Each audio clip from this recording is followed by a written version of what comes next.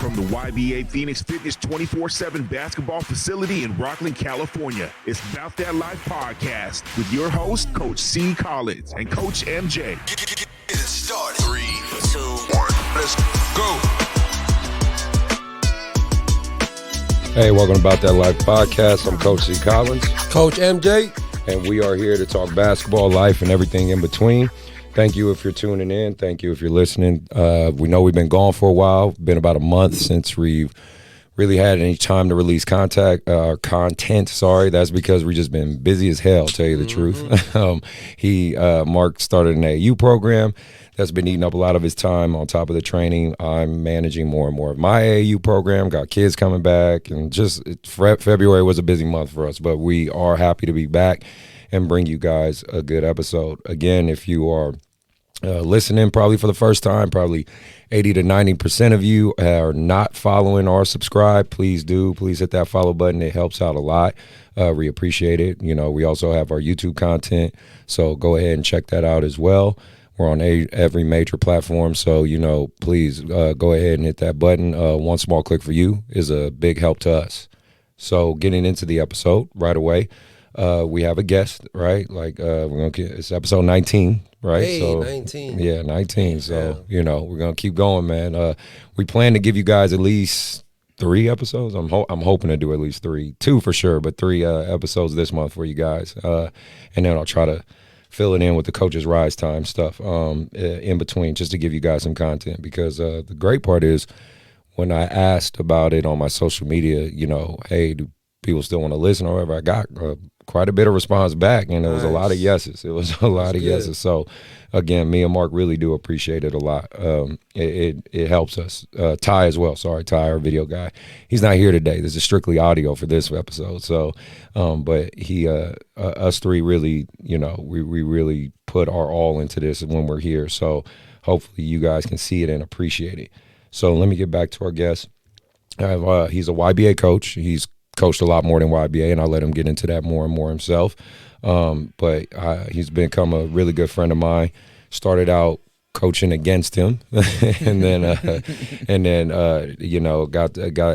became a part of the club. At first, just kind of here with his son, and then slowly but surely developed into becoming a coach. And then me and him met and really interacted and talked, and his son became a part of my team, and it's been great ever since. We have Coach Sam, his actual name, and I hope I say this right. Sarmento Gouvia. Yes, sir. I did it. Okay. I like that. I always try not to butcher the names. That's a game of mine I play, but no, I did okay. You can call yourself bilingual now. Oh, I'm bilingual. Yeah, I appreciate that. But no, without further ado, let's give him a round of applause. Yes, sir. Appreciate you being here, Coach Sam. Absolutely. I know our YBA parents and people who've gotten to know you will appreciate you being here and being back too. Go ahead and kind of give us a rundown of who you are, your coaching background. Let the audience know who you are. Absolutely. Well, I started coaching when I was about 20 years old. My ex-wife's son, very athletic, very gifted, and I was looking for an opportunity to, help build the relationship with him. So honestly, I started coaching at Liberty Towers, the church league. And from there, it just kind of picked up, and I started taking on more rec league opportunities with him. And then we just kind of built out. Never really got into the AAU circuit with him. Right. But I started getting introduced to different coaches, and, just growing up playing basketball, it was always something that I wanted to get into. Yeah. Playing career didn't take off, so obviously, like everybody, right. You jump into coaching and try to give back to what was given to you. Yeah. And I had a lot of great influences in the basketball world growing up, so made it very easy for me to translate that. So as far as coaching from that, when I stopped coaching him, started working. I worked in the labor union for several years, so that took up 50, 60 hours a week of my time. Right. Coaching was very difficult at that point. But then after that, I got back into coaching with my sister. So I had moved to Massachusetts for a very short stint, came back and felt like I needed to be a part of my sister's life and be there for her in that way. caught up with a coach who was coaching rec league at Will Rogers and let him know, hey, man, I'll be there to assist, help you out, whatever you need. I just kind of want to, work with my sister. And he was like, all right, that's great. And then he kind of realized the level I could coach at and was like, all right, great. So he had a program. It was Jason Taylor and Jermaine Galloway. They ran the NorCal Spartans, and that's really how I got to know you in the Hardwood Palace. Right. Not to overlook it, I did coach Hardwood Palace League. Which is kind of an intro for everybody. Right, in the Sacramento area. It's funny. So Most coaches are going to start with the rec level, right? Absolutely, yeah. So Hardwood was always great to us, and then just familiar with a lot of the coaches that had been around in the past. So. Jermaine Galloway is just a great coach, man. He's coached a lot of top talent, a lot of D1 guys coming out of the program that they had at the time. And unfortunately, that all broke apart, and we went separate ways. And when I was looking for an opportunity for my oldest son KJ, that's where I reached out to him and said, hey, well, KJ was green. He never, and I was telling Mark before we started today, like he had literally no between the lines experience, and I hit Galloway and said, Galloway, I'm ready to put him into a program. What do you think? He said, man, you need to go over to YBA, and that's got the most structure. He can learn, he can develop there. Obviously, he couldn't offer anything at that time. Right. So he was like, go to YBA, and then we started with Coach RC. Yeah, shout out to RC. RC, love you, baby. OG RC. You OG never met RC. him, Mark, No. bro. That motherfucker. Oh, super OG. Yeah. I'll get RC on the phone right now. Yeah. Let's not do that. This episode will be 3 hours. There you go. And, Shit. so I'm getting videos from my girl, and RC's, pointing the cane at kids and having them do knuckle push-ups on the hardwood. And I'm like, okay. I said, Yeah, maybe he's old school. Yeah, old school. Yeah. I said, maybe I need to get my tail over there.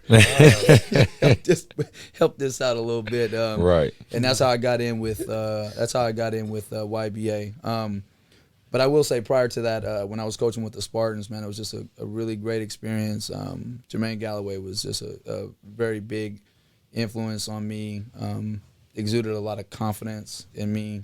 I coached girls with him at Bella Vista on the JV level, and then I coached at the varsity level. I assistant coached on both those levels at Bella Vista. So that was a really great experience. The high school game, the high school environment, the kids, it's way different. It's not like AAU parent, crowds. Yeah. You got the alumni, you got the kids, you got, it's just a completely different environment. So it was a lot of fun to experience that. Kind of short-lived, unfortunately. But again, I'm always about making the right decision for my family. So when that, opportunity comes again, maybe I'll take it. We may end up discussing that again tonight. Yeah. So, I figure, but, right. So it led me to YBA, man. And then KJ is just kind of a pure athlete. He's lacking height right now. I love him.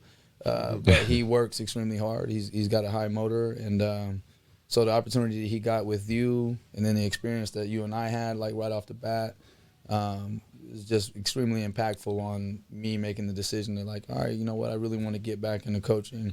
And then Ken G came to me and said, hey, I'd really like to coach you to, co-assist on a 5th grade team. And at that time I was like, man, I don't know if I have that dedication. I don't know, I don't want to be in and out. I don't want to be here and there. That's not fair to these kids. I'm not that kind of person. And, if I'm going to coach, I want, some sort of, I want some sort of control. Yeah. You know what I mean? To be completely honest with you, I want to be able to, have my parents and deal with them the way I want to deal with them. And, pure respect, Ken G said, hey, handle it right, and it's yours. There you go. And we built something really, really nice. We had a 22-0 undefeated season, and that will always be in the back. That's very difficult to do. I don't care. Wow. Yeah, that's going to be one kids. of our topics. We're going to talk about that with you more. Yeah, that's so that was a special experience for me. The parents all bought in, and that's what you really want. That's what I'm saying is a high school level, kids it's like an obligation. Like they either live in the area, so they have to play there, or they've transferred there, or they're there, and it's not just basketball, it's school that's got everything mixed in. Yeah. When you're dealing with AAU parents, there's a different level of expectation. There's a different level of insight, and you have to be able to adjust and adapt.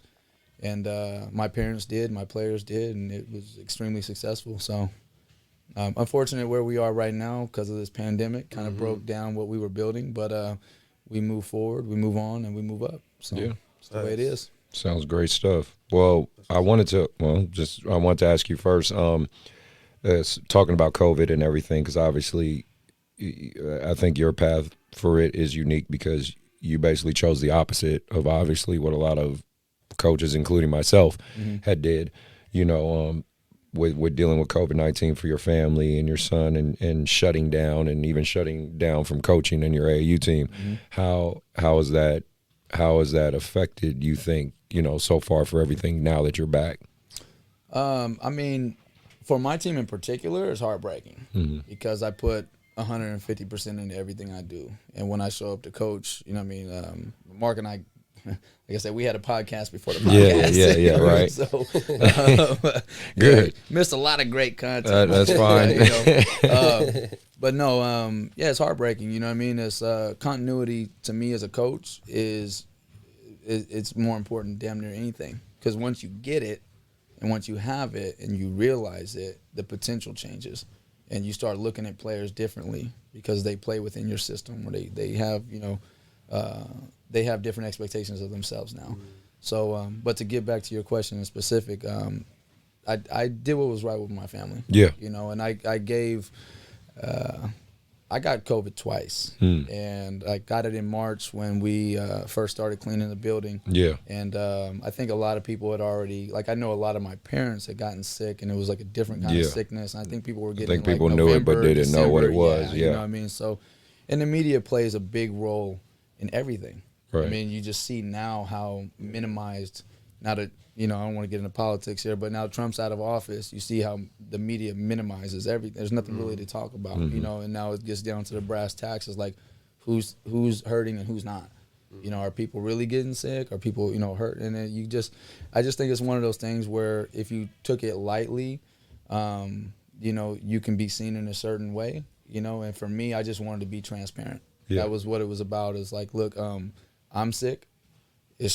Shit hurts. Yeah, It's no joke. I'm very healthy. I'm young. I don't feel like I'm gonna die. Right. But I also don't get very sick. And I'm a skinny dude. That anybody would look at me and be like, yo, Frailty McGee over here probably gets sick all the time. You know what I mean? Right. So, but I don't get sick very often. I don't get headaches. I don't. You know what I mean? So when I did get it, and the first time around, I wasn't able to test because it wasn't available. And I think that was the case for a lot of people. Yeah. And I mean, that's just something that. This is a worldwide thing. Yeah. So, this is kind of different than I think any of us have ever experienced. So there has to be, and what I've realized through this process is that grace is very important, and understanding that we all have different obligations and we have different feelings. Like Chris's obligation is to over 100 kids at any given time. Mine is to 15, 20, 30. Yeah. So when you're running a program and you have that level of responsibility, you want to keep guys active. You want to, keep things rolling. And I'm in between on, a lot of things I chose to do, because the reason being is like where I'm at now is I lost my continuity. And as a coach, I wanted that. Yeah. Like you want that. And like I said, when you have it, you don't want to let it go. Yeah. So now I got guys scattered and grass is greener. Sometimes the opportunities are better, but I know who I am as a man and a coach. And with more importantly, with my mother's situation, her having breast cancer and having a mastectomy, and her also being diabetic, her level of risk is so much higher than she's on that like cusp of people where it's like if you get it, you're gonna be belly down in the hospital, fighting for your life alone. And so you did the right choice. That woman means absolutely everything to me. So, I made the right choice. Well, right choice, wrong choice really don't matter. I made a choice. Yeah. And now I'm back, and, it's time to go to work. Exactly. So then what made you passionate about the game? And what would you consider your coaching style when you're on the court? That's what made me passionate about the game. Saturday morning, baby. All right. Fair enough. Jordan Miller. Perfect. I grew up. I was born in '85. I'm 35 years old. I grew up watching an era of basketball that will never be replaced. I'm not an outside shooting coach. I don't care how many Steph Curry jerseys you. Hey, shout out to Steph. I love you. I don't care how many jerseys you got of his, man. If you ain't shooting like that, then don't do it. Right. Because you'll be sitting next to me. So I'm an energy coach. Absolutely. I've identified that over the years. Guys play hard for me, girls play hard for me, players play hard for me because I'm extremely passionate. And whether it be the right lingo, whether it be X's and O's, whether it be just the tenacity, you know what I mean, that you play with, I'm all around. Is energy. So Nice. if you know how to do something, I'm gonna expect you to do it at a high level. If you don't know how to do something, I'm still gonna expect you to do it at a high level. Right. And so a lot of the players that I've had in the past, I mean, I got a lot of, like Mark and I were talking about before, I got a lot of girls that are playing at the college level. And I stay in contact with them, and I've got some of the, you know, my boy players that are playing at the college level. Nice. And we stay in constant contact. And for me, being a coach is about support, you know, throughout the whole process. Mm-hmm. So I was there for you when you were in 7th grade. I'm gonna be hitting you up when you're a sophomore or junior in college. Nice. You know, and if you get to the pros, man, I just want some tickets. That's you know, that's what we all want, right? Of course, a couple tickets, baby. You know, exactly. A couple jerseys. You know, that don't hurt. I want a picture with Magic. You know what I mean? A lot of good stuff. Watching the kind of you've been assistant of mine on a few teams, but kind of watching the evolution of my teams. You coming in to YBA as a coach, and then kind of watching the evolution of the program. What's your overall assessment of it all? You know what I mean? What's your takeaway from it? Again, it's about talent pool. You know, and Sacramento is a very weird place for basketball. It's like you can't really name a lot of people who have come out of Sacramento, but it's like, man, there's been a lot of really great talent here. I was having this conversation with somebody the other day. It was just about, like, you know, when the Sacramento Kings are doing really well, Sacramento basketball is different, even at the lower levels and the high school levels. And that's just something that, unfortunately, as you know, AAU coaches and even high school coaches, it's just out of your control. Yeah, you can't determine what the pro team in your city is going to do. Mm-hmm. And you know, no disrespect to Sacramento State, but that's not, you know what I mean, that's a very low level college that even the local players don't aspire to go to. Mm-hmm. So they'll pass up on Sac State. You know, instead of making them a really dominant program, they'll pass up to go play at a D2 somewhere else, out of state or out of area. And Sac State's a D1. So, yeah, Sac State's a D1. Yeah. So, and it's unfortunate, but as far as, you know, with the evolution of the YBA program, I mean, I've known YBA for a very long time. YBA has been established for very long, and had a couple of big names come through here. You know, fortunately for any program, you can get a player to go to the pros. It really helps you, you know, what I mean, establish. Absolutely. All the lower levels. Mm-hmm. So for me, what I've always respected about any program is when you can get to the point where you're developing 2nd and 3rd grade level. Because when you're doing that, that means that everything else is already flowing. Yeah. You know what I mean? Because most programs don't ever start that way. No. Because nobody's really intent on starting a program with some badass 3rd graders. Yeah. You know what I'm saying? Right. Like, yo, I got dope 3rd graders, but about to go tear the circuit up. You know, like, you got to be patient. So, like, you know, most of the time it starts at a high school level, and then you build with, you know, and it's sustainability. Yeah. Honestly, sustainability. And who knows what direction things are going to go, but I know where I'm at, and you call somewhere home, you know, you tend to like to, you know what I mean, keep home protected, and anybody who has something else to, you know, or some sort of intent, you know, they can see us on the floor, right? Right, exactly. Yeah. So. I wanted to talk more about your season last year with your team. You know, like you said, where you guys had this stretch where you were undefeated and really grew, because you came to a lot of the events that I was taking my boys to at the time and things like that, and so, you know, and it all kind of cultivated in your championship in Reno, right? And the Jam On It tournament, and you got that big championship, and that kind of capped all the growth and everything you had done. I just wanted to talk about that run and, you know, what it feel like, and what, you know, that success at the end, like when you got there. What was that like? Well, let's first talk about that freshman championship picture that I'm missing in. Because I had to sprint from your game to my game. That's true. I had to leave the freshman game to go. I said, man, I ain't going to be in the picture, but I got to go get mine. So, that is true. Yep.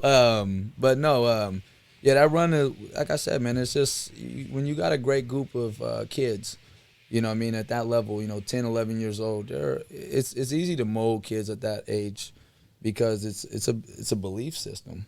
You know, do you believe in what I'm saying? You know, do you believe in the concepts we're talking about? You know, can you grow within my system? You know, I mean, there's going to be coaches that are going to teach you this and teach you that, and you know, no disrespect, Mark, you know, but there's trainers that'll tell your kid, you know, you need to be dropping 20, or you know, and it's like, hey man, look, that's not who he is for me, you know, and so you have these conflicts sometimes, and you know, you got to deal with that adversity, and you've got to be able to get them to understand that they have a role and that their role is important.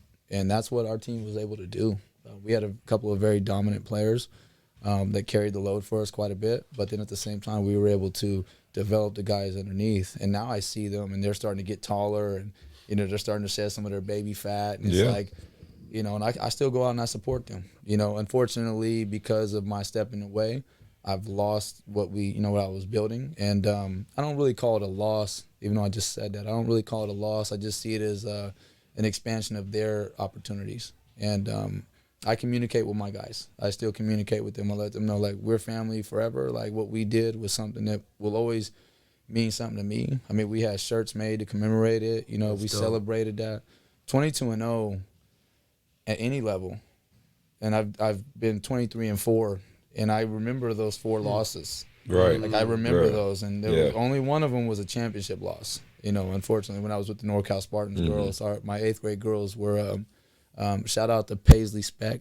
Okay. Plays at Folsom High School, and she's going to Idaho State. And she was my rock, man. She was my rock. And another shout out to Alina DeFon, who's at Antelope. She's a 4.0 student, architectural engineer. Nice. Runs with the Phil AM, you know what I mean, program, and Sean Chambers. And, Splash for all of them. Yes, man, yes. A lot of love, because those girls absolutely helped me develop my love again. Like, not that I lost it, but they helped me, like, really, you know, gravitate. And coaching girls is so much different than coaching boys, because you get on them and they lose their cool. You got to build them up like 5 times. You know what I mean? You got to give them more, you know, love. Boys, you can yell at them, and then the next play, it's like, hey, I'm a good rebound. And they're right back running for you. You know what I'm saying? Exactly. So it's a completely different game. But, yeah, so for that, with that boys team that we have, man, they were just they bought in. You know, they bought in. They ended up loving each other, and they ended up playing really, really hard for each other. I will, since we're talking about, I'm gonna highlight one game. I lost my voice coaching with one of your teams. Yeah, probably. That was the game that me and Dez were coaching. Oh, yeah. And the parents were like, "Go get Chris," because I remember that. Chris was like a court away at the event center in Reno. I was coaching one of my other teams. Man, and I'm like, you know, I felt so dumb. I'm gonna be real with you, because I had, you know, a parent, and we always, you know, I respect the parents, always respect the parents. Yeah. And you know, maybe more than most. So they were like, "Oh, go grab Chris." I think we were down like 6 to the Hoyas. And it was, you know, obviously, you know, it's win and move on. Yeah. So me and Dez, you know, and then we were doing our thing, but the boys just weren't really playing hard, just be honest. And I went over to you, and you were killing it with your 17U team. They were just blowing the team out. And you were like, I said, "Well, what's the score?" Oh, yeah, I said, he was like, "What's the score?" I was like, "Hey, well, we're down 6. He said, "Hey, man, get your ass out of here." I told him. He was like, "We're down 6. I said, "Go fucking win the game, bro. I ain't hearing that shit." I was like, "Get the hell out of here." I ran back. For real. And I ran I'm like, back y'all with gonna win that so shit. much I ain't worried energy. about that. Man, I came back. I said, "Hey, listen, guy, you know, expletive. Like this. And we came out, and I think we put the Hoyas away by like 12. Yeah. You know, I told him, I was like, "Man, you got this shit." You know? Like, I'm thinking he got like, we down 60. I'm like, "Well, shit, we done, ain't nothing." Right. So I'm like, 6 point, man. I was like, "Go, But again, bro." hey, I but was like, again, "Go win that shit, man." The parents were like, "Come on." Where's Chris? And me and Desmond, man, after that game, Des and I, man, we were like, "Yo, we did that."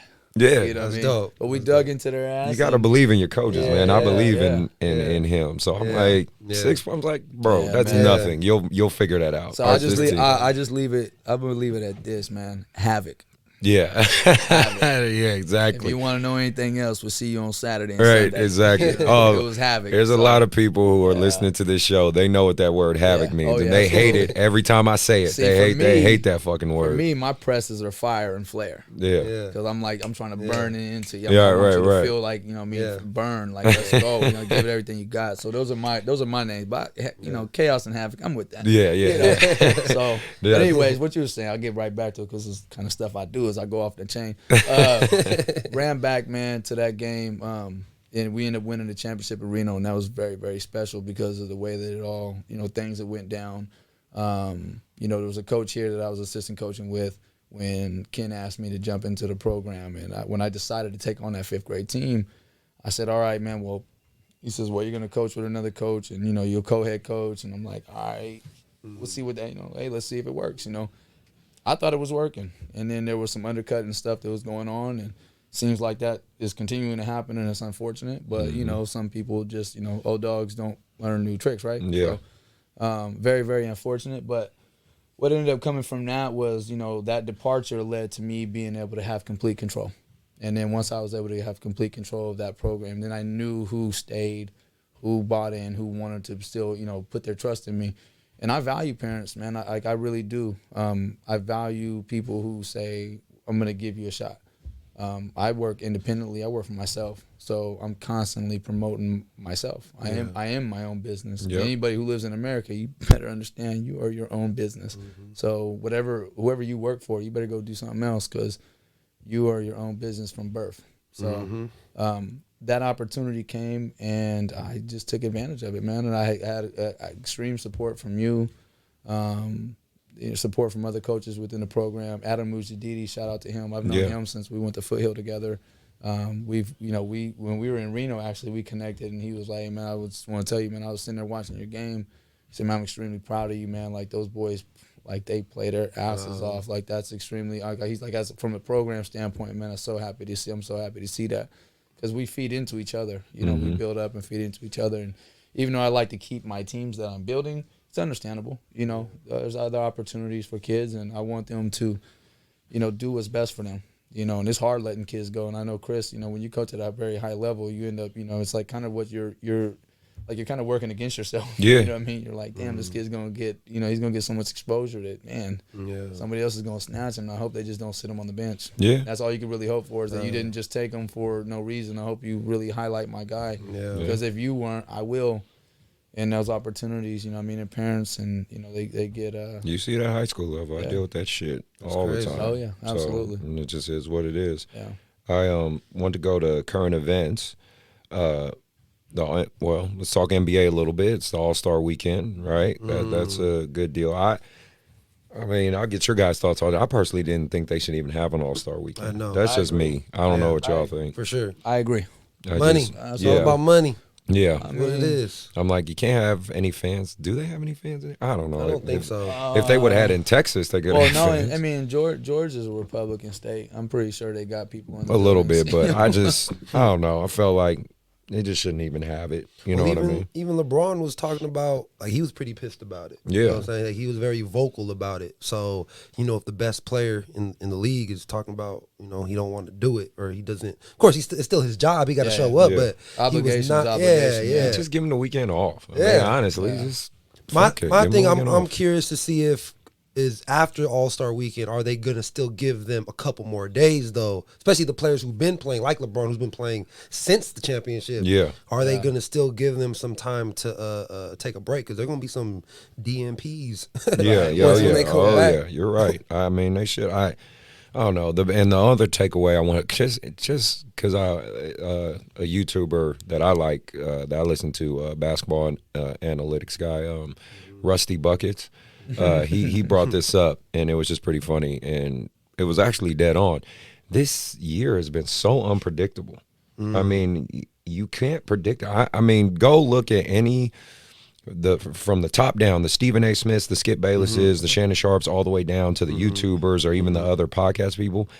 if you can find one guy, and I challenge anybody who's listening to this, if you can find me one guy who was 70% correct of everything that was going to happen this season, like, I'll give you $100 because everything is so fucking thrown off. Like, I'm a gambler. I put 10 grand on that, bro. I'm telling you, you can't find it because, I mean, for one, no one thought the Knicks would be as relevant as they are. Two, fucking Chicago is what, number 6 or 5 or something. But then again, the East is like outside of the Nets. The East talent level is so, but I mean, it's worse than it's ever been. Like, I think the Bulls might be like 17 and 14. And they're number 5. You put them in the West, they're number 11. Like, that's fucking drastically different. Mean, honestly, it's always been that way since, I mean, like, probably the early 2000s has been that way. To a degree, but not like this. This is just, I mean, like even this, you know, I saw a lot of podcast or a lot of sport. I listened to a lot of sportscasts and YouTube people have been talking about this. Is Miami a fluke? Right? That's the big, they're like, was that Miami shit a fluke? Because if you look at them this year, I mean, I don't even think are they 10? Maybe I don't know. It's bad, bro. I mean, it's so weird. I'll tell you this. I'm having a conversation with my oldest son KJ on the way home the other night, and he's talking about Phoenix. Yeah, and Phoenix. Oh, I mean, they're number 2. Since Booker came back. Jazz is number 1. Like what? Back, I mean, like, what? I told him, I was like, look, they're a good team, but they're not championship contenders. Yeah. Like that's just the reality. And of course, the playoffs is different. Yeah, absolutely. Absolutely. But I'm just saying, the regular season has it. Well, if you go by the analytics to what it actually is manifested into, it's so strange. Well, it's so opposite. let's just let's say you guys do this every day, and you're talking about it. You're gonna have the same problem as all the top analytic, or top guys, doing the analytic guy, analytic guys doing it every day. Because the reality is how are you gonna tell when somebody broke COVID protocol? Yeah, that's not like seeing a guy get injured the night before and being like, "Ooh, that ankle don't look like he was icing that in the third." Like you know what I mean? It's completely different. Like, and like I said, as a parlay gambler, you know what I mean? That's like you have to pay attention now to, who's out because like Kyrie. Kyrie, as far as like people who gamble on the Nets, has completely thrown them because there's days where it's like he's playing, he's not playing, and then you got like these different protocols where somebody broke protocol and now they're quarantined or now they can't play. Yeah, that's true. This is something that is unprecedented. And the reason why I speak on that as from a gambling perspective, not like I'm in Vegas or anything, but when I speak, because it's hard to take that into consideration when you're not used to it. And at the same time, as a country and like as hoopers and coaches, like we're all trying to move past it. So we forget that that's still relevant. Well, and they're playing in empty arenas for the most part too. I mean, for not a good half of the everyone. season, not that's everyone. Another part. That's another variable big part too. of it is there are arenas that allow in people in it, and now that's different. Like when you watch the Kings, the Lakers, the Warriors, there's nobody in there. Because California is still locked down. California is 5th in the world in GDP. Damn. We don't get so like people. I'm not a Gavin Newsom promoter or anything, but like when you look at that, like you have to be understanding that, like, man, that as an economy, to hell with sports, as an economy, we got to survive as an economy first. So that's why California's lockdown has been so over the top, because it's like we produce more than the rest of the other 49, 50 states. So when it comes to that, it's like, okay, the protocols are higher, but there's got to be reason. You know what I mean? And the reasons are right. So, but when you go to an arena and they do allow X amount of fans, that's a different. That's a different atmosphere. And most of the time, when there's a small amount of fans, none of them are away fans. Like as a Kings fan, you go to a Kings game. There's a Kings Laker game. Half the stadium is Lakers. You go to a Kings Warrior game, half the stadium is Warriors. So you kind of have that split. But now you have you for like a Kings Lakers Warriors, you go out of state and play against somebody else that allows fans in. Those are probably 95% that team's fans. So you're getting zero cheers. And that's got to do something to their psychologically. It just has to. What about you, Mark? What do you think? Well, I was gonna say no excuse. By the way, I'm just saying it's something that these players have never gone through. Well, one thing that kind of off topic that I feel like should have been the first thing we kind of said is Blake Griffin is playing with the Nets. He got signed with He the did get Nets. signed. He did. Yeah. I heard that was Yeah. a rumor. I didn't know if he actually got It's signed. official. I Wow. thought I forgot. So Blake Griffin to the Nets. Wow. Yo. Sorry, Mark. I hate the Lakers. Hey. But look, dude, he should have went to the Lakers. I I know. think I they thought didn't the sign him Lakers were because of interested in Montrezl. him. No, But it was the Lakers, it was Brooklyn, 76ers, and Atlanta was in the playoff mix. teams. But does that Yeah. mean Blake will play like Blake of old? I don't know. No, We'll because see. he's not going to get that role. He's going to Well, be 12 and 5 He's still. know. going to be spotting up and shooting now. Yeah, I feel like but that's he's not consistent enough of a 3-point shooter. Not to say he can't knock down the shot, His but he's numbers not. have gone down. But Yeah. I was listening Yeah. to Michael Wilbon on the I can't remember the damn name. of Pardon the interruption? Pardon the interruption. Yeah. And I haven't watched that in a long time. To be honest with you, I just absolutely was at home having a day nap because I was exhausted from the day before. Right. And I'm sitting there watching Cactus League baseball, and I flip over, and it's PTI. And they were talking about Blake, like, is he done? Like, because you got Derrick Rose, kind of reviving his, and going to New York was huge for him. Yeah. And I follow Derrick on Instagram, and I've always felt bad. He's like, Derrick Rose is the Bo Jackson of the NBA. If he didn't get hurt when he, the way he did, in those playoffs, man, they would. Him and Jimmy Butler, they would have won a chance. Not him and Jimmy. I'm so sorry. Him and Who? oh man, Joakim Noah? Joe Kim. And the Luau other Deng? rim runner. They had Luau at the same Yeah, time. yeah, that was There was Butler, Dang, yeah. not Karan Butler. No, Jimmy Butler. Taj. Taj Gibson. Yeah, Taj Gibson. yeah. Taj Gibson. Yeah. Shout out to Taj Gibson. Right. Hey, but when they had that squad, man, I'm just saying he was, so he revived his career. Yeah. Carmelo, that's what they were talking about. This is what Will Bond and we're talking about. Yeah. Like Carmelo went to Portland, kind of revived his. So why not Blake? Yeah. So we'll see. But Possible. my opinion, Blake is still going to be 12 and 5. It's just that 12 and 5 is going to be more relevant now. Yeah, exactly. You know what I mean? Yeah. Because that's what's needed. Like, he's not going to do more than that for Brooklyn. Maybe on other nights, but they're not going to expect him to. But in Detroit, he needed to be at 22 and 10. And now in Brooklyn or anywhere else, it's just, you're coming to the end of your career. Now you have to accept another. He had back injuries, knee injuries, and the athleticism is, one of the first things to fade. But he was one of the most explosive players for about 4 or 5 years. You know what I mean? He was great during the Clippers' Lob City time. He was great. There's no doubt about that. So, I mean. We won't get into that. No, I mean, like I said, the NBA landscape is just weird. So I just wanted to touch base on that a little bit. The next thing I want to talk about was mainly, Mark, with you. You've now been in the AAU game for a few months, been over a month, right? Yeah. So, Welcome to the club. I know. I know. We talked about, and we'll talk about the Matt Barnes incident in a little bit. The Matt Barnes elite incident, because obviously you were there. I just heard about it, and just in case people are wondering or listening, Dwayne from Matt Barnes Elite, the director, said he will definitely be on the show next Sunday. He literally texted me himself and hit me up and said, I need to speak on my side of things. I said, okay, come sit in the hot seat, bro, because we got a lot of questions, and you know me, we don't pull punches on this show, so get ready to answer them. But I wanted to talk about kind of your takeaway so far with everything. And man, I've been waiting for this episode. I've been, like I said, thank you guys. Yeah. It's been like everything like leading up to when I finally made the decision to jump into it, and everything that I used to always just hear you talk about. Oh hell no, fuck that. Nah, I'm good with the training.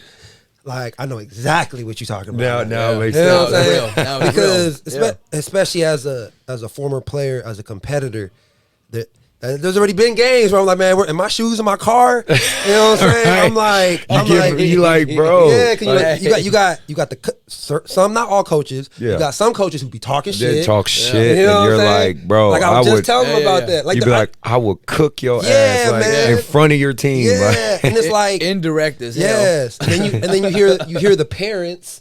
You know what I'm saying? Because remember, like, of course, it's different when I'm training because it's just me and the player or players.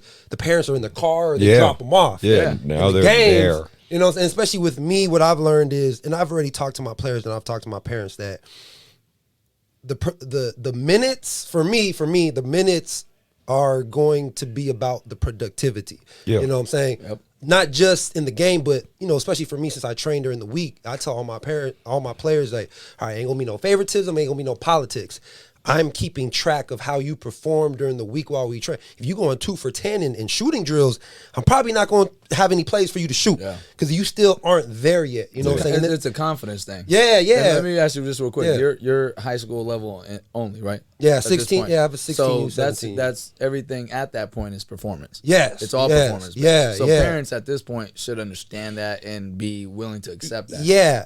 Whether they do or not that's your problem. Now. Exactly. But that's the thing that I'm learning now is like it's crazy because like if I want to take a player out, because of course, man, now I'm in that competitive mode, because yes, even though I keep telling myself this is a development thing, it still is. But like I said, as a competitor, you look at the scoreboard, you know what I'm saying? Like, you know what I'm saying? I got to put so-and-so in, you know what I'm saying? Yeah. And so that's the battle that it's a balancing act. Yeah. It's a balancing act. So I won't lie, like I've enjoyed it. After the games are over, during the games, I won't lie, like it's a different type of feeling of stress. Oh, it's nerve wracking.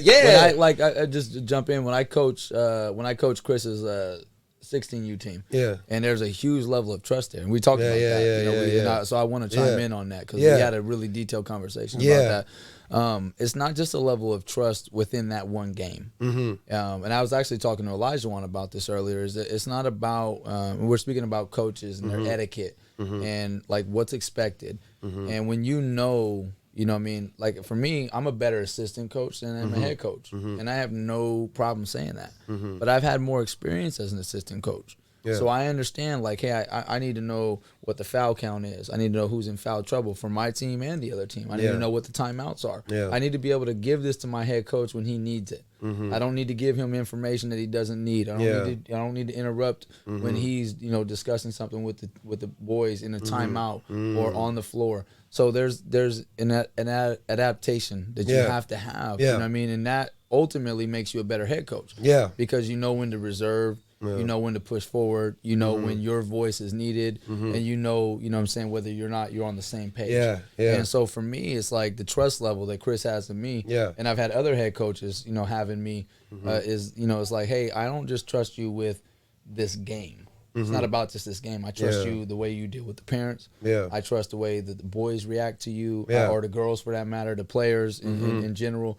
I trust that they're gonna listen to you and respect you the way they would respect me. And it's like there's times where you question yourself as a coach, and that's what you're supposed to do. Yeah, and that's what every coach does. And if you're not questioning yourself, when you make when I tell you to run a play and that fails, I'm not gonna own that right there in the middle of the game. Yeah, I'm not. You know what I mean? Yeah. But after the game, if we lose, I'm gonna tell you, hey, listen, man, that's my, that was on me, you know what I mean? And that's what is respectable to everybody. And that's what gains respect from somebody who's coaching at a high level and who has expectations for individual players and for their team results. And this is something I'll tell you. There's two things I always tell my players, and we did talk about this a little bit. I coach my players to play 5 quarters. Be ready for overtime. I like that. Because if it's a battle, I need you to be ready to go when they're not. When they think it was over and we made it go to overtime, or when we thought it was over and they brought it to an overtime, we need to be able to have that 5th gear. Yeah. And the second thing is my job is not to win the game. I'm a coach. I'm not on the floor. And that's the reason why, like what you just said, I'm going to go get my shoes. Like, I'm going to put these on. I'm going to dunk, like I told Mo, Dom, and Eli earlier, I said, they're talking about, I said, man, I'll shave. But they're not going to believe it with the hair on my leg. I said, they're not going to believe it with all this hair on my leg. So that's where me and Dom got into that. All that bald spots on Dom. Hey, Dom. You got bald spots on your thighs. I love you, though. And he listens to the show, so that'd be good. I know. I love you, Dom. But yeah, my job is not to win the game. Yeah. My job as a coach is to help you not lose it. Yeah. So when there's situations where you're making mistakes, you got to trust that I'm telling you something that's of value. Yeah. I see something on the court that you don't. And if you trust me enough, you'll believe that what I'm saying to you is real, and you'll make that adjustment, and it'll improve either yourself in that game or it'll improve you in the long run. And that's good. What makes kids coachable is whether or not, coachable kids are the ones that say, all right, coach, I believe what you're telling me. Yeah. And when I go back in, I'm going to make that adjustment. Yeah. And that's what separates kids. And those are the kids that make it to the next level. And I Yeah. know Chris says that to the boys all the time. It's like, look, man, this is what, colleges and top level high schools are looking at. How you adapt, how you adjust, what's your body language. Yeah. So. One question I kind of want to ask. So I'm not going to say this person's name. You know what I'm saying? I'll tell you later after the show. Yeah, that's fine. That's fine. But so I want to ask you guys this question, which I feel in my heart, I feel like I'm doing the right thing. But I remember, I think it was the first week or second week that I started. We played 1440. We was getting we were getting blown out by like 30. I won't lie. It was kind of embarrassing knowing, okay, I could hear parents like, oh, that's GGT. They got an AAU team now. And I'm like, fuck, we getting killed. And the jerseys are dope. Yeah, I was like, damn, we out here looking fresh. You gotta live up to the jerseys now. Yeah, so I remember, this day I remember we got killed. They blew us out by 30, and so DM me, was like, bro, like, yo, man, like, you can't be losing like that in AAU games. Like, yo, you need to go, because a lot of my kids are like 16. So, but for me, it's not about that. For me, it's like I'm trying to, the way we train, the way I talk to them is like, y'all trying to get to the next level. I'm not going to play down. You know what I'm saying? And then I had this dude hit me up talking about, yo, like, you got to win games first. Yes. You got to start from the bottom. Like you got to, the parents aren't paying. You can't be losing like that. Da, da, da. You got to think about the brand. Da, da, da. And I was like, what? Like, at first, I was kind of like, does he have a point? But I was like, no, this isn't why I'm doing this. Yeah. The following week, because I remember we prepared for that week. We played I requested, to play 1440 again. There you go. I hit up OJ. You know what I'm saying? Because I wanted to see what the boys would do. I wanted to see if they were going to respond. Or they going to respond, for sure. We came back, and I don't know. I just heard rumors, and I know we about that life. I heard that 1440 didn't want to play us again because they thought that we sucked. That's what I heard from the referees. They told the parents. They said they were kind of mad that they had to play us again. I wouldn't be Sacramento basketball. I wouldn't be surprised about that. Yeah. So that's what I heard from one of the parents, and so the referees let us. From what I heard, the referees let us play. Okay. So we ended up winning by 20. There you go. We ended up winning, but that was also the same thing. We ended up playing y'all. Y'all whooped up our ass. But, I didn't want to bring that up, but he ended up playing against me, and I wasn't there, man. I saw it, but I wasn't there. Yeah, I was like, okay, we won the 1440. It's like, damn, all right, we got to play Chris next in the championship. You know what I'm saying? And they whooped our asses. You know what I'm saying? But we ain't talking shit or nothing. It's all competitive. It's all basketball with us. That's family business. Yeah. But I wanted to go back to that person who reached out to me, was like, yo, like, what do you like? So what did you guys input about that? Because like I said, me, I stay strong. It's like, nah, bro, I know what I'm doing. This is for the long term. This is the bigger picture. What are you guys in? Because you guys been doing this longer than me. Well, you want to jump in first? You want me to jump in? I got it. To answer your question, it just depends. To me, it's two things that decide it. One, what grade are they in? What level are they at? Okay. Right? Yeah. Because I'm not going to have the same approach if my team is like a 5th grade D team. Right? I told you, the 16U team with Jaden and all those guys. They started out as a 5th, 6th grade D team. Okay. And now look at them. They're, to me, again, I always say it, and I will always vocalize it until one of you guys come out here and beat us with actual sophomores, because the only teams that have ever beaten us are fucking 20-year-olds and 19-year-olds, and I got the receipt, so don't even try me, because y'all know who you are. So, got high school diplomas. But my actual, true sophomore team has not beaten us in months, and for my 16U to be the most dominant NorCal team at the sophomore level, it took time, right? It took years in investment. He was there to witness the process, right? So, and the last 2 years have been very pivotal in that growth. So and their expectations of themselves. Right. So it's like, okay, that's one side of it, or one question you got to answer. Okay, what grade? What's our starting point? Basically, where are we starting? And then 2, okay, if you're starting with high school level, well then we have to figure out what's the objective. That's the second part, the subset to that question. Is the objective, I'm trying to get these boys ready for when they're in a college showcase and they're ready to go, because at some point they have to play their own grade, right? So if you, like you say, you got a group of like basically, let's say some 15, 16U, but you play them up in 17U as far as Courtside and Harwood, that for the development side, that's the best thing to do. That absolutely is the best thing to do. And that's how I would approach it. I would tell my parents that I would say I am preparing them for when we go to this college showcase in Arizona and they're playing their actual class, they'll be better prepared for it, right? They're going to be as bigger bodies, better talent, taller, stronger guys. But if your objective, at least, because again, you have to be clear of your objective. Your objective, at least let's just say for the first month or two, is we want to establish the program as a legit program and who we are, then I say, yes, play your own class, maybe playing your own quote unquote level. Like let's say you're a really tough Division II 15U team. Okay, well play Division II 15U, beat the shit out of those kids, then go 15U Division I, beat the shit out of those kids. Now you've established your position. Now you can just play up and develop and develop. Because like for instance, my 16U, we've beaten all challengers at this point.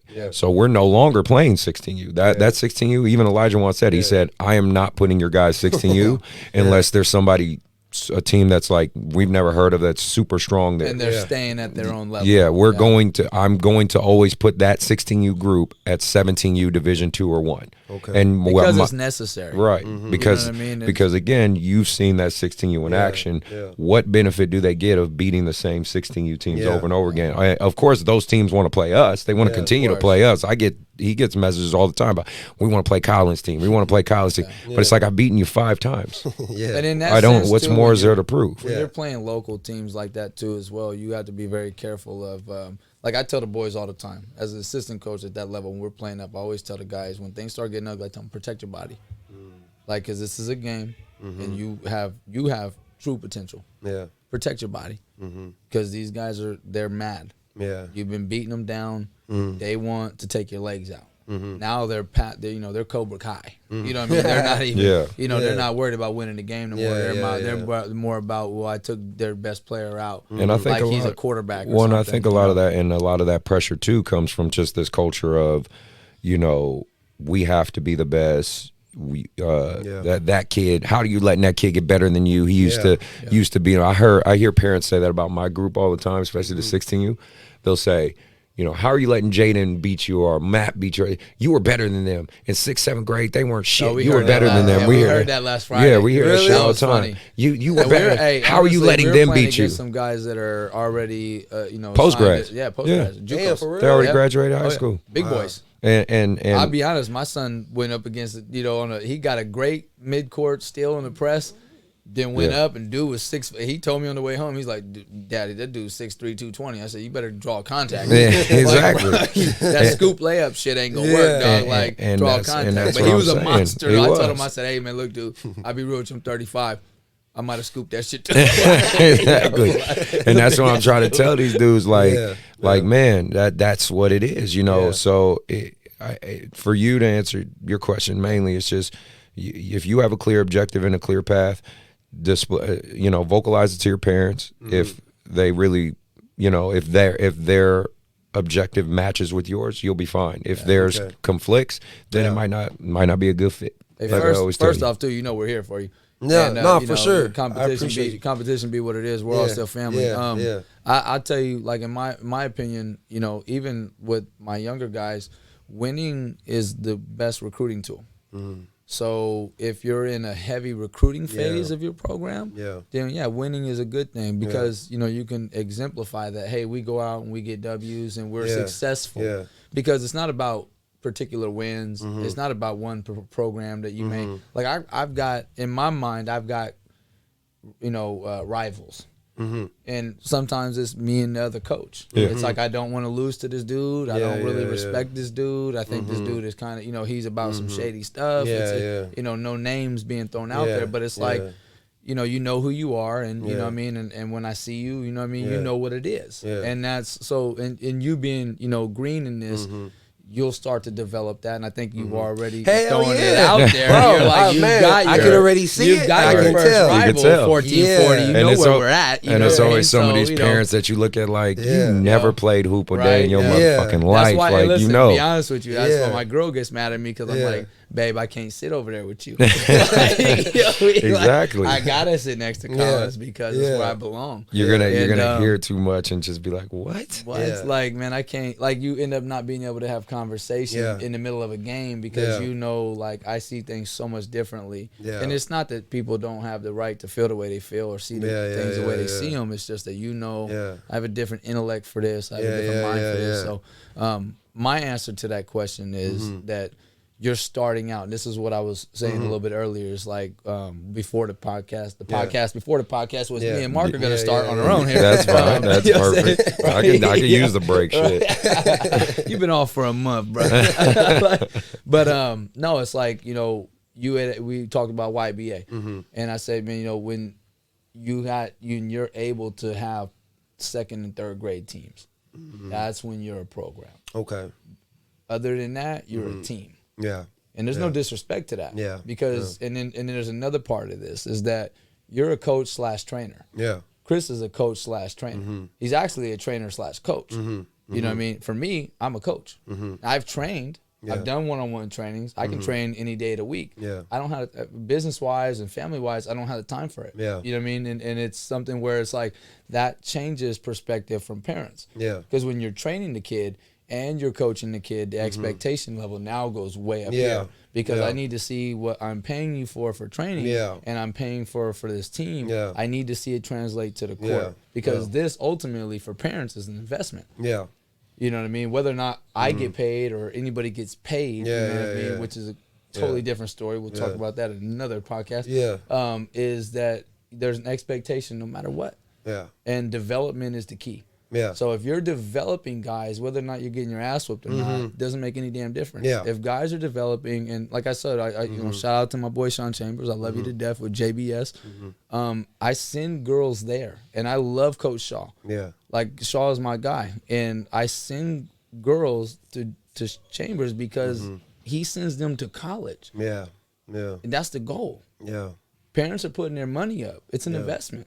Yeah. You know what I mean? And the reason, you know what I mean, the greatest benefit I ever get from coaching is that my son gets to kind of like walk through these opportunities without feeling like this, like, my parents put out all this money. Yeah. But I'll give my time to a program and I'll give my expertise and I'll give my love and my passion for this game in exchange. You know what I mean? And Chris has always been like, and I make sure that, you know what I mean, like just on some real shit, like I make sure that when I eat, he eats. Yeah. Like we're family. Yeah. If you working with me and I'm working with you, we eat together. Yeah. So, it's just, but it's development. Yeah. And if that's what you're doing, to hell with everybody else thinks. Yeah. Development first. And stay focused. So, and then, just a quick skim through, because we're going to skim through a few things and get to the more meat of more conversations. But, but with the whole Matt Barnes incident, what parts did you see? Because I got told a lot. So I'm curious to your part. Like I was telling him, Funny enough, Matt, and just a side note of that, Matt Barnes himself almost got into a fight that same weekend at a tournament in LA. He tried to fight the coaches and directors from Seattle Rotary. Yep. I guess they were talking. That's an EYBL team. I guess they were. Again, I'm just catching bits and pieces of the story. This is allegedly. This is not. Nobody said I have no evidence or anything. News. This is all here. This is all hearsay. But again, I heard the Seattle Rotary coach was talking shit, and they were winning by 12. Matt Barnes' team came back. They won. This is the team with his twin sons on it. Okay. He was talking. It got pretty intense. Matt was like, "Hey, like, I'm going to take you outside and beat your ass," and talk to his homies, like, I'm going to beat your ass. So that same weekend was the same incident that you saw. Wow. No, so we were playing, this was last weekend, and this was my first time. I always hear the stories from you. At Courtside Basketball, yes. And we were on court 2. The incident happened in court 1. We were about to warm up. Court. Yeah. And so we were warming up, and then you just see everybody just walk into the court and screaming. Remember, and this is and which I got mad at my guys, like they stopped because they were distracted. Yeah. Everybody stopped. Hard not to be in a small and the first thing, like that. And like I said, I know we're gonna have the director last week, but I'm just saying what I saw. Yeah, you know what I'm saying? What your version? All I see is the referee. You know what I'm saying? And this was in the middle of the game. He didn't want to have any beef, or he didn't want to, whatever call was called. He walked off the court to go away. He went into the bathroom. Shit break. The coach followed him to the bathroom. Followed to the bathroom. He was like talking, and so the other ref tried to get us back. OJ came. They all went in the bathroom. Damn. I was waiting. Yeah. And then like 30 seconds later, they all walk out of the bathroom. He walks out. The referee, they was still talking. They did, like I said, the game was still going on. I'm surprised they didn't even stop the game. They kept the game going. Wow. And then they played. And then after that, the game was over. Then that's when the fight broke loose. Hey. And that's when you just see slippers and parents. And then, of course, in my little group, this is how crazy it was. My group chat, because I have a group chat with all my GGT guys. One of the players had it and showed it to all of us. I was like, you weren't even at the game. Like where'd you get this at? You know what I'm saying? And I'm surprised more footage of that isn't being shown. I'm sure plenty of people recorded that shit. Yeah, and so just watching from afar, and this is what we were kind of talking about, like, I don't know, I feel like you have kids watching, you have parents watching, you know what I'm saying? And I'm a big person about just leading by example, because I'm a person like, if I talk the big talk, I got to show it. Mm-hmm. You know what I'm saying? And so to see that, I was like, damn, like is it that bad? Is the reffing that bad? Is what was said that bad?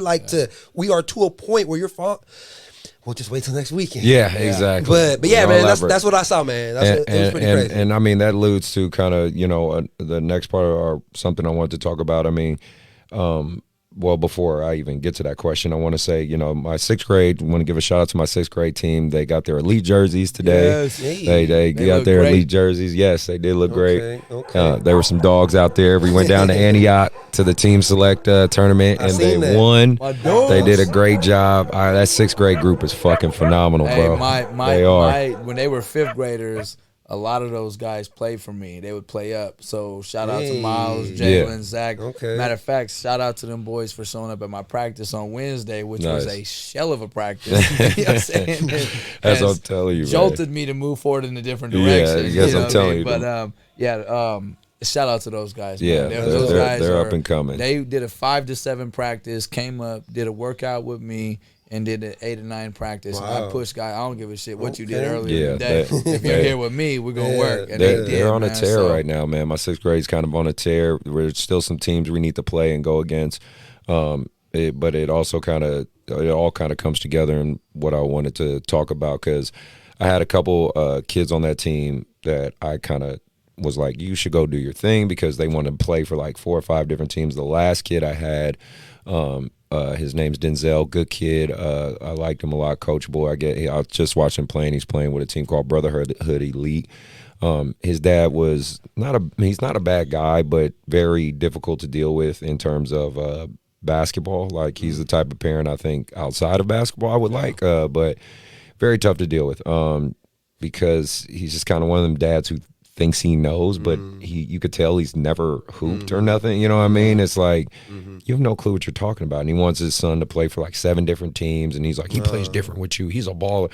He's a baller over here with this team, but apparently when he plays for me, he sucks. I don't know what that means. Like, like basically he's like, he plays better. It's all in the text. He plays better. I said, well, I wish you the best of luck. Go do your thing. Yeah. And so I just thought that was pretty interesting. Like, when parents act like this, the parents and people act like what you saw on Courtside. I mean, let's put ourselves in the shoes of the directors. What should consequences be for teams like this? Yeah. Like, what are parents like? If I'm a director of Hardwood, because keep in mind, you run, technically I'd already run a fucking facility, but I'm not like on that level, right? If I'm Steve at Hardwood, I'm Elijah Wan at Courtside. I mean, what's a correct penalty? What's a correct penalty for this? Like, because I know I know Steve, he's no nonsense. Shit like that happen there, he'll ban you for life. He has a list of teams banned for life. For life? For life. Like, they have to get a new name. We did talk about this. We did. So it's a level of etiquette. And it's unfortunate because, I'm a volunteer. Yeah. End of the day, I'm a volunteer. Mm-hmm. I don't write it off on my taxes or nothing, but you know what I mean? I'm a volunteer here. Mm-hmm. But that doesn't change anything. Yeah. Whether I'm the director of a program or I'm just stepping into coaching, I have a level of etiquette as a coach that I have to maintain. Yeah. And it's about integrity. Yeah. You know what I mean? And that's not to knock anybody, because you know what? And we did talk about this before on the podcast, before the podcast.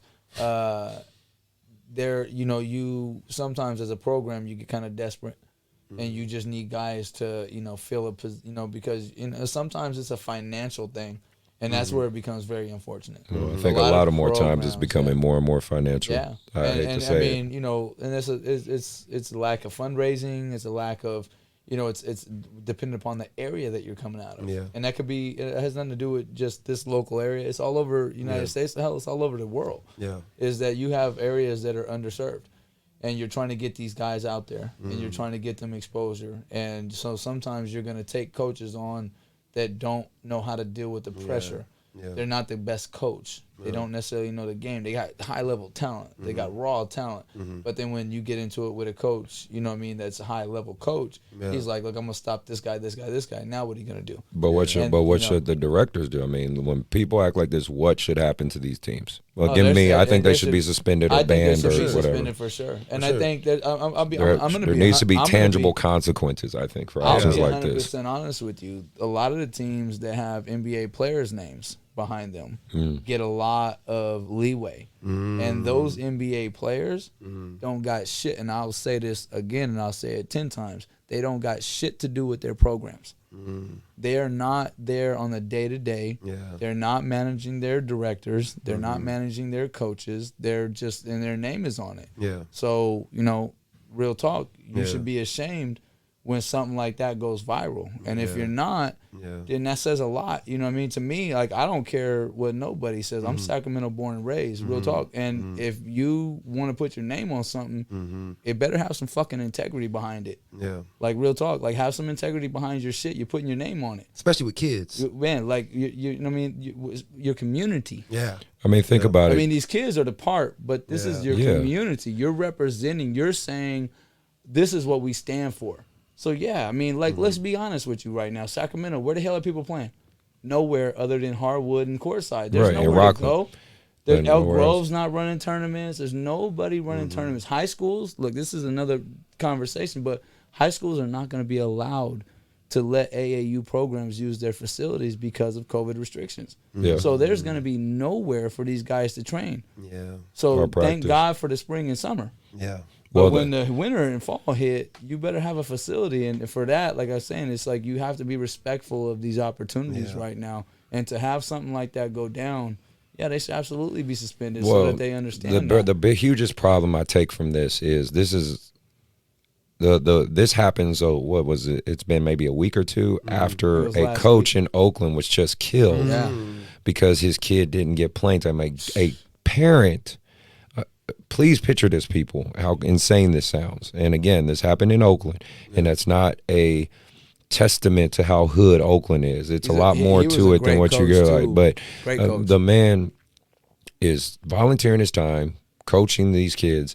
A father who has issues clearly, and is going to pay the repercussions for it, felt so strongly about the youth sports and some playing time that he went.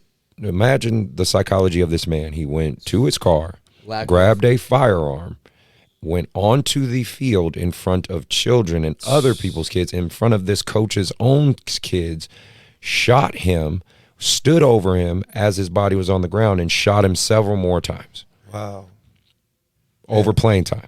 People, this is more a message for you, for anybody who's fucking listening to this. We need to do better than that. Absolutely. And then this happens, or this thing at Courtside happens, right following that, it's like, are we not going to learn anything? Like, are we just going to keep repeating the same dumbass process? Not going to say there aren't a few people out there that need to get knocked the fuck out.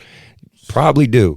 But I'm just saying, can we at least try to keep in mind of the context and atmosphere at the time? Sometimes it is cool to just walk away. That's all I'm saying. It is cool to just walk away and leave it alone. Majority of times it's cool to walk away. Yeah. I mean, from a coaching standpoint, if what you're paying, like, I try to serve above what you're paying. I don't get paid directly to coach, and I'm okay with that because I love what I do, and I have a passion behind this. But if what you feel what's coming out of your pocket for what you earn is not good, then you have choices. But if we're talking about violence, and I mean, this is like, dude, take your kid off my team before you try to put a bullet in my chest. Because, like, honest to God, like, man, we can talk about that. And I'll tell you straight up, I'd walk away from coaching before I'm taking a bullet to the chest. Exactly. That's what it got. So, that's what I was coaching. I have thoughts in my mind with that. I just think we're in a very desperate. There's like, and this is. I want to talk about this, and this is maybe off topic a little bit, but I want to talk about this. The emotions and the psychological effect that this virus and this shutdown has had on these kids. And I've got, friends that are international, and we talk, and they see me as a coach, and they're like, man, like, you're damn near like a father figure. And they'll tell me, like, I'm from Pakistan, or I'm from Turkey, or I'm from, Europe. And the coaches are not as involved in the kids' lives overseas like that. Like, it's just very cut and straight. Like, you coach my kid, but you don't tell my kid, like, you don't give him life advice. Like, that's my job. Don't you impede on that. Like, your job is to teach him basketball. In America, there's such a need. You know what I mean? And this is something I've learned, and especially having these conversations with, friends of mine and people that I've coached that are, their kids are, international kids. And, you start to learn, like, man, like, what we put into these kids sometimes is so much more than what is absolutely, required of what the financial, payment is. I'm paid to coach your kid 2 days a week during the week and then on the weekends. I'm not paid to raise your kid. You know what I mean? But there's a level of expectation. You're dealing with single moms, you're dealing with single dads, you're dealing with broken families, and as good coaches are able to adapt to that and understand where their responsibility stops. But at the same time, you start getting, people who are very desperate now. Kids that are, going through a lot of stuff that they didn't go through when they were going to school every day. Now they're finding out who their parents really are. You know what I mean? And then you got parents who've been laid off. You got parents who have gone through divorces because of, this virus. The finances have gone to shit. And now you have all these different things. And as coaches, don't give a shit what you think. You're going to have to deal with that. From the fourth grade level up to the high school level, you're going to deal with that. So there's a lot of strain all the way around. And I think ultimately, man, we just got to have a higher level of respect for each other and what we're doing for each other, and see it as an each other type of thing rather than this is, I'm supposed to do this for your kid, and if I don't, there's that level of repercussion. It's unfortunate, man, and I hope my dude rests in heaven, man, honestly, man, because that's something that no coach ever should ever have to deal with, man. I mean, putting your life on the line just to go out there and volunteer for some boys and give them everything you got. And it's we got to do better. Yeah, I mean, well, moving forward, talking about more of a positive note, this past weekend at Courtside was an amazing weekend. Elijah told me himself. He said a lot of colleges there. The number 2 kid in the country, the number high school kid in the country for class of 2023, Jalen Lewis was there. Oh, wow. That's from Bishop O'Dowd. So he was playing there. I heard Menlo College was around, Sac State, all those guys. So that was just... Shout out to Menlo. I got a girl playing college ball at Menlo. Exactly. So Becca Meehan playing for Menlo. It's just wanted to definitely say, hey, Elijah Juan, keep doing what you're doing. Looks like Courtside is getting more and more love. So definitely shoot a splash out for you. There's some big trips coming up. I know I'm taking my team to Arizona in 2 weeks for the League of Legends. So shout out to Ryan Silver and West Coast Elite. We're also going to Made Hoops the last weekend of March. So that should be a pretty good deal.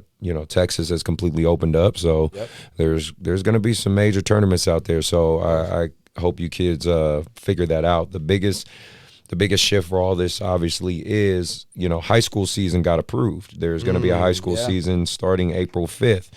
And this is the first time ever that high school and AAU will be existing at the exact same time. I've had some conversations. This is just more information for kind of you parents and people who are listening.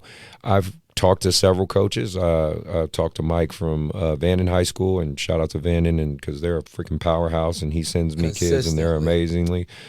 He is a younger coach, younger brother like myself, who is going to work in balancing with the AAU stuff. Very similar to Clark at Ponderosa. He wants to do the same thing. And then, of course, there's the coaches like Coach French at Whitney and Taylor at Rockland High and Mike Wall at Folsom who are anti-AAU and they're kind of at war with it. And they're like, you know, even Nate at Oakmont, you know, is our guest. Like, he's like, if you go to this AAU tournament, you know, and you miss a Friday night game, you're gonna be suspended the next game or not start or whatever. I get it on some aspect that there needs to be a level of consequence, but I don't know. I like Mike's approach more from Vanna. He's just kind of like, I got D1 athletes on my team. He's got Takai Hardy. He's got all these. He's like, I got legit D1 athletes on my team. Killers. I'm not gonna fucking tell my D1 athlete because we got to play Benicia on Friday, don't go to a West Coast Elite event playing for West Coast Elite in front of 20 Division I colleges looking to give you something. He's like, hell no, I'm not going to do that. So I think more coaches need to take that approach, but everybody is going to have their own experience. I can't tell athletes what to do. It's just a case-by-case basis. But if you have aspirations, for my high school guys listening, you need to get to those events. I'm sorry, you just need to. Even if you're a freshman, you're not going to get looked at, but you need the experience. You need to see what a showcase, a true showcase feels and looks like to prepare you for your junior year. So, you know, keep that in mind moving forward with everything. So the only topic really I wanted to talk about. I mean, there's a lot more we can cover out, but we're I got time.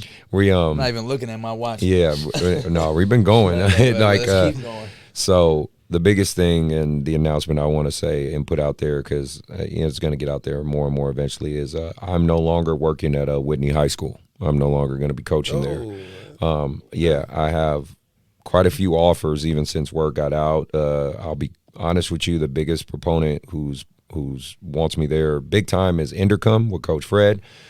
He wants me at Intercom. I'm strongly considering it, not gonna lie. No, I'll get more into details, maybe another episode on why I left Whitney High School, but let's talk about the main guy that made this an issue, and then I'll move on from there. The guy that basically made it an issue for me and my job there at Whitney High School is John Hunter. He is the athletic director at Oakmont High School. Worked with him while I was at Oakmont. He was the varsity coach when I was the freshman coach there for 2 years. Overall at the time, thought he was a good guy. You know, a little different than me, obviously, but not a bad dude. But what he did, definitely compromising my job at Whitney. I saw the report you did. Like, so you can try to, if this fucking podcast gets to you or your players, I know your players listen to my show, and if they tell you, oh, Coach Chris, I put you out there, bro, and I don't care if you want to sit down on the show and talk about it. We can sit down and talk about it. If you want to run and hide and avoid it, run and hide and avoid it. I don't give a fuck. I'm still gonna put it out there. He listed a report where basically saying, because Matt Schroeder transferred to Whitney High School. He basically put in his report that he transferred because of me, basically. He transferred to school, but that's not the case. His parents bought a $700,000 house down the street from Whitney. They literally moved from Natomas to Rockland to upgrade their life. They were already intra-district transfers to Oakmont. Yeah. Let's be clear, and there's a big differentiation between inter means you live in the area, intra means you don't.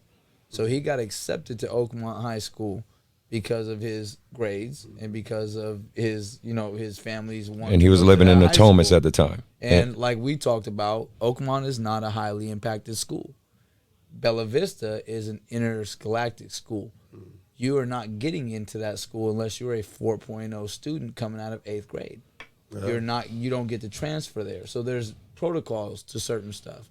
And I'll leave it at that, and I'll let you finish. So basically, Matt transferred because his parents bought a house down the street from Whitney. Did his parents ask me, like, hey, what's Whitney like? What's the basketball team like? Absolutely. But that's not influence. That's the rule that he was trying to say. That it's called following the coach. That's the CIF terminology. It's either called undue influence or following the coach. And because I have a foot in both worlds in AAU and high school, I'm a very controversial person in this area. Taylor, and again, I'm putting y'all all on Front Street. I don't care if you guys hear it or not. You can't do anything to me anymore because I don't work at Whitney. So what are you going to do? You're going to complain to CIF that I talked about you on my fucking podcast? Well, it's this thing called freedom of speech. I can do whatever the fuck I want and say whatever I want. So let me make that very clear to you if you guys hear it. And if I sound frustrated, you're absolutely right I am, because the way and the shady shit you guys do needs to be exposed. So Taylor literally bitched at his AD who contacted my AD at Whitney the day I got an interview at Whitney High School. Just because he heard I was getting interviewed, he was already making bitches about me and the CIF. As a JV coach. As a JV, I'm not applying for the varsity head coach. I was JV or freshman, right? They don't hang JV or freshman banners. Yeah. Like, who gives a fuck? But apparently they do. And so then kids, obviously I'm coaching, are getting better. Some YBA kids ended up going to Whitney. So now, and they live in the area. And they live in the area. They have an inter-district transferability. Yeah. So they live within the zone that they can transfer to. But Just again, being transparent here. But Taylor having an issue with that. And then Hunter puts out this report to the CIF basically saying that he threw me under the bus, he threw Ken G under the bus. Yeah. And keep in mind, his coaches, his JV and freshman, his varsity and JV coaches coach in our club. They coach in YBA. We as YBA support Oakmont, and he throws me under the bus. I'm the fucking co-director, and he throws me under the bus. Wow. And I coached his son. Yeah. And I continue to coach his son after he ran me through a gauntlet of bullshit, only to come back and tell me that I wasn't eligible to coach as an assistant on a JV level, which is not even financially necessary for me. This is literally like, I just want to coach with Chris because he invited me, and I just want to be an influence on kids in the basketball world. Runs me through a gauntlet and then wants me to continue to coach his child. And he specifically said, I told him what my hang-up was, and he overlooked it. And then when the time came, he said, listen, all right, we're here. Fuck it. I had a DUI. And I told Coach Hunter straight up, when we first sat down in the YBA facility, I said, I've got a DUI.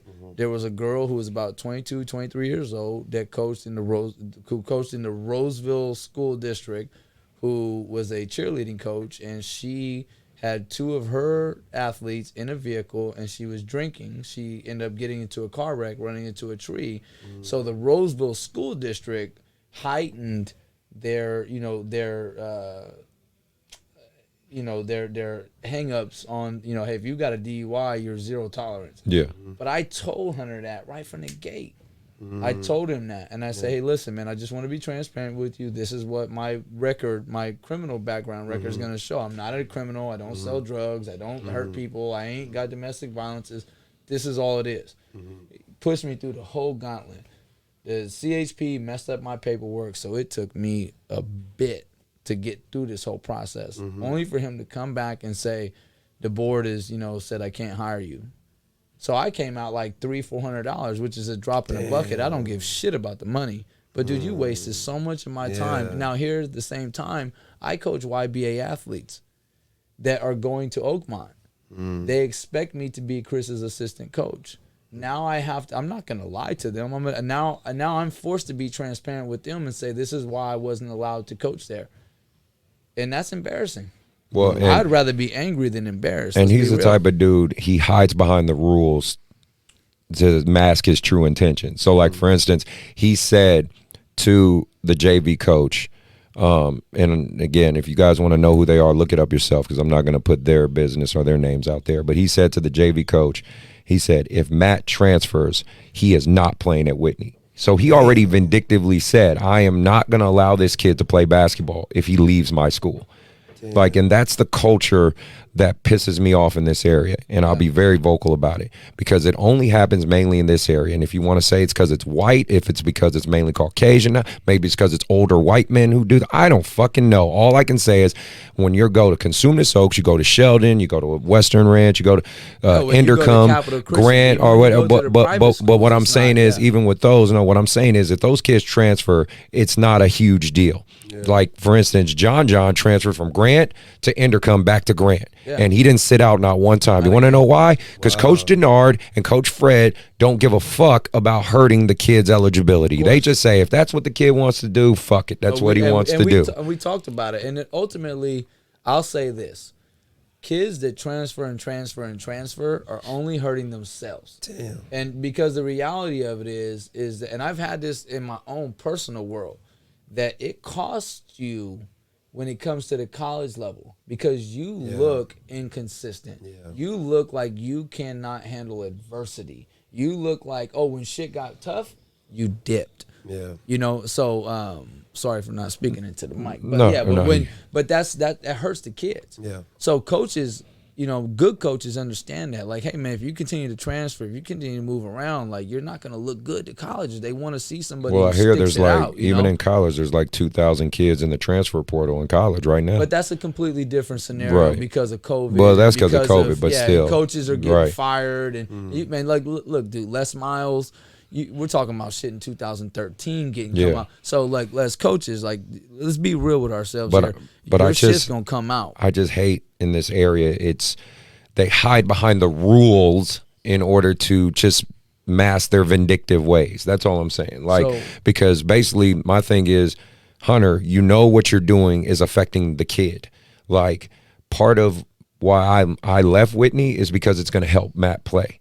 Because I'm not there anymore. Now he's not following the coach. The coach ain't there no more, right? Because ultimately I give a fuck more about the kid than I do the program, the stipend, whatever the fuck. I care about my kid being able to have the opportunity to play basketball.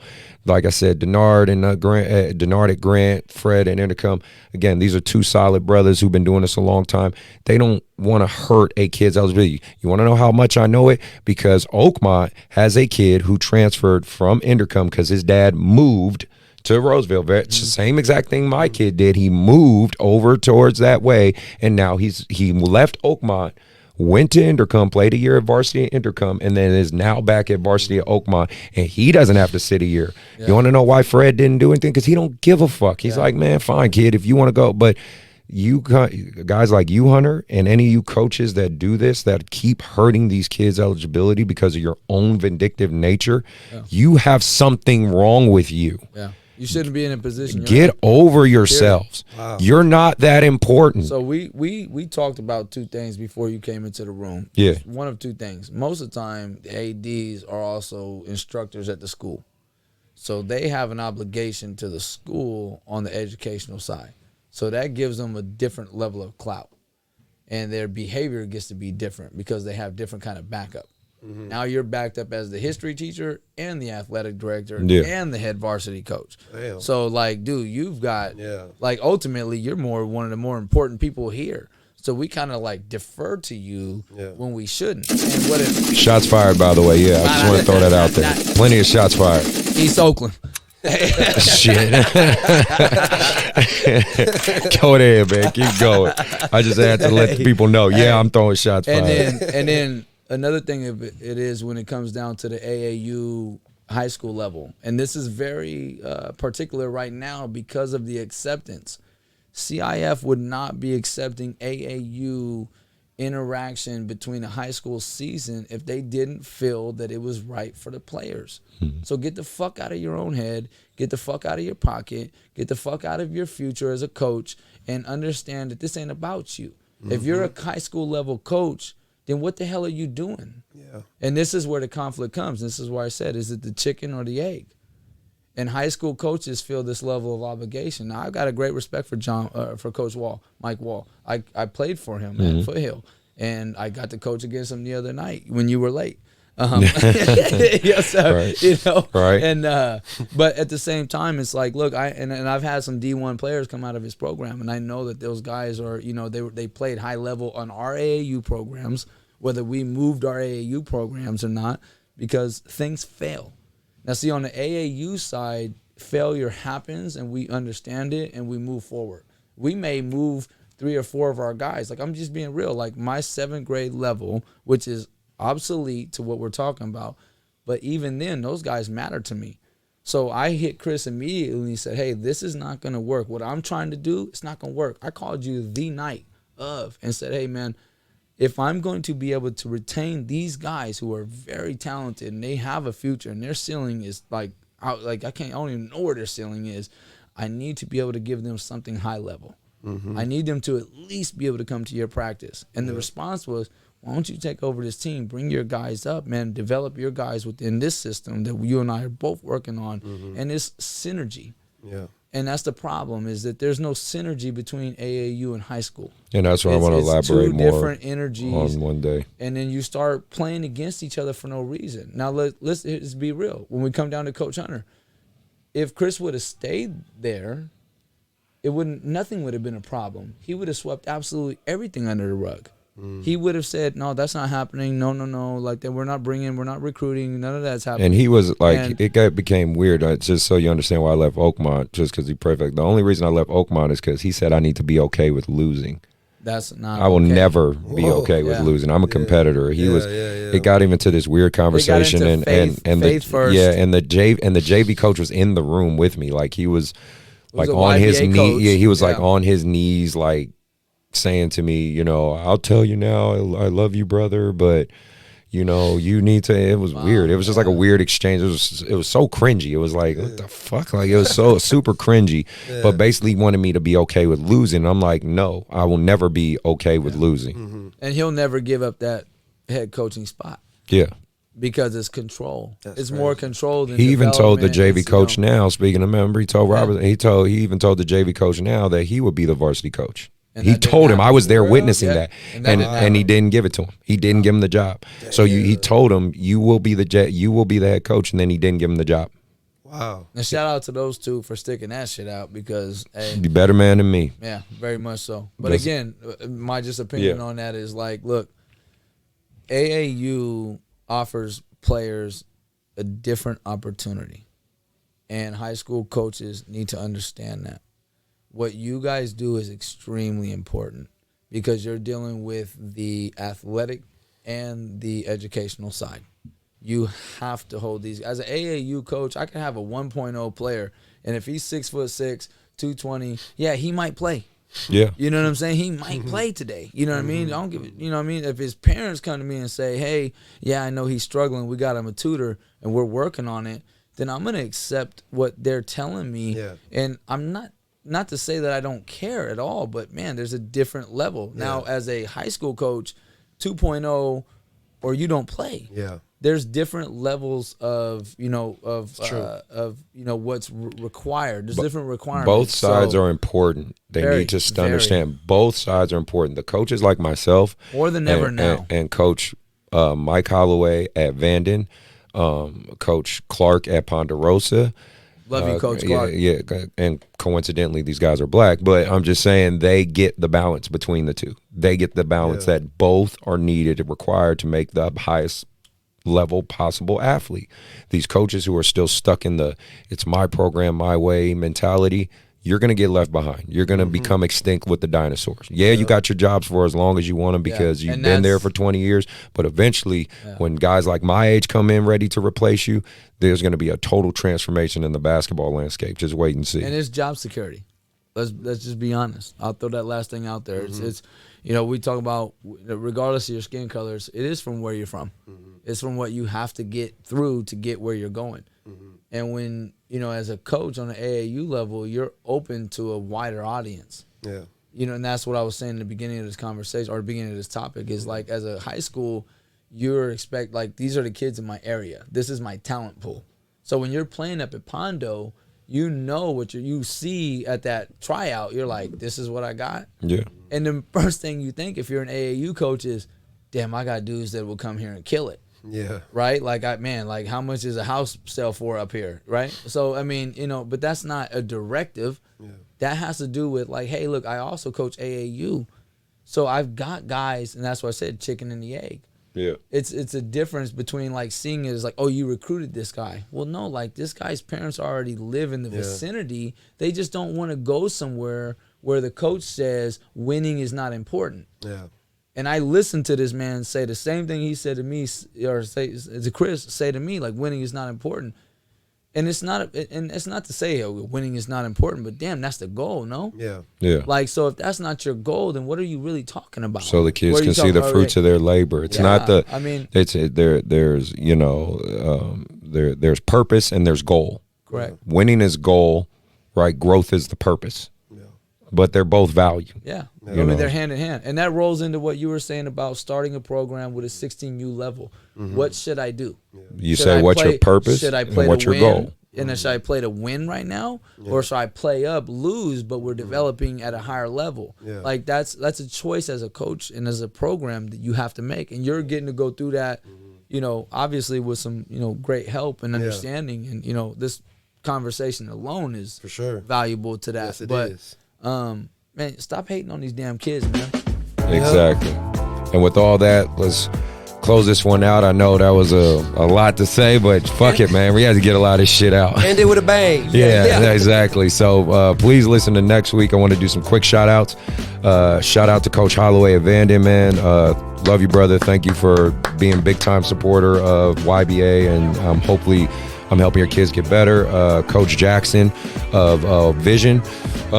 That's mainly a Modesto Capital Christian type deal club, but shout out to you, brother, and all that you've done. Coach Ruben for Team Select. Thank you for having my team in Antioch this past week and hosting a good event. I'm happy the Bay Area is opening up more and more. Hopefully Contra Costa County will open up so we can have Soldier Town and all these other places open up little by little.